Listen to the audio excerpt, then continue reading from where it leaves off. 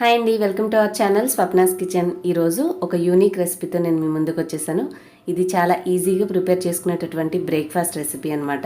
దీన్ని మీరు బ్రేక్ఫాస్ట్ టైంలో కానీ లేదంటే స్నాక్గా కూడా తయారు చేసి పిల్లలకి పెట్టవచ్చు. చాలా లైట్గా, టేస్ట్ కూడా డిఫరెంట్గా ఉంటుంది. సో మరి ఇంకెందుకు ఆలస్యం, రెసిపీ చూసేసేద్దాం. ముందుగా ఒక గిన్నెలో ఒక గుప్పుడు అన్నం, అంటే మనం ఒక 100 గ్రాముల రైస్ వండింది తీసుకుని మంచిగా మెత్తగా మెదుపుకోవాలి.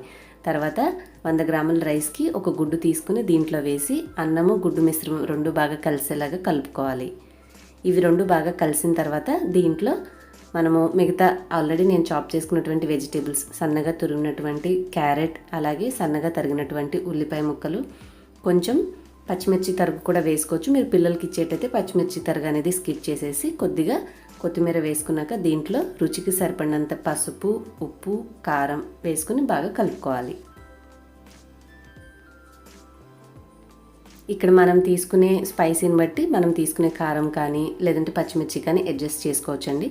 అన్ని పదార్థాలు బాగా కలిసేలాగా కలుపుకున్న తర్వాత మనము దీంట్లో చివరిగా ఒక 2 స్పూన్లు మైదా లేదంటే గోధుమ పిండి వేసుకోవాలి. ఏ ఫ్లోర్ వేసుకున్నా పర్వాలేదండి. సో ఇది కూడా వేసుకున్న తర్వాత అన్ని పదార్థాలు కలిసేలాగా కలుపుకొని మీకు టైట్గా అనిపిస్తే, పిండి అనేది గట్టిగా ఉంటే కొంచెం ఒకటి లేదా 2 స్పూన్ల నీళ్లు వేసుకుని మనం కొంచెం, అంటే మరీ గట్టిగా ఉండకూడదు, బాగా లూజ్గా ఉండకూడదు.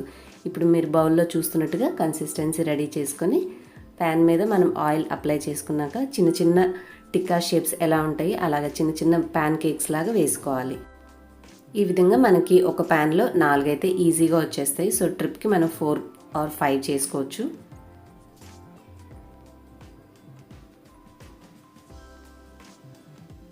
వీటిని ప్యాన్ మీద ఈ విధంగా స్ప్రెడ్ చేసుకున్నాక ఇంకొంచెం ఆయిల్ అనేది పైనుంచి మనం చల్లుకోవడం వల్ల పైన కూడా చక్కగా కుక్ అవుతుంది. ఒక 2 నుంచి 3 నిమిషాలు మీడియం ఫ్లేమ్లో కాల్చుకున్న తర్వాత మనం వీటిని నిదానంగా రెండో పక్కకు తిప్పుకోవాలి.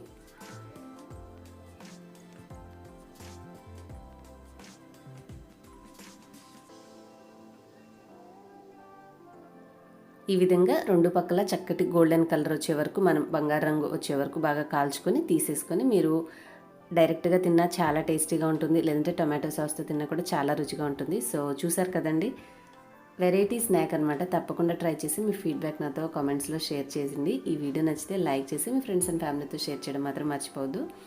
ఇలాంటి మరిన్ని రెసిపీస్ చూడాలనుకుంటే మన స్వప్నాస్ కిచెన్ ఛానల్ సబ్స్క్రైబ్ చేసుకొని బెల్ కూడా యాక్టివేట్ చేసుకోండి. ఇంకొక మంచి రెసిపీతో నేను నెక్స్ట్ వీడియోలో కలుస్తాను. Thanks for watching.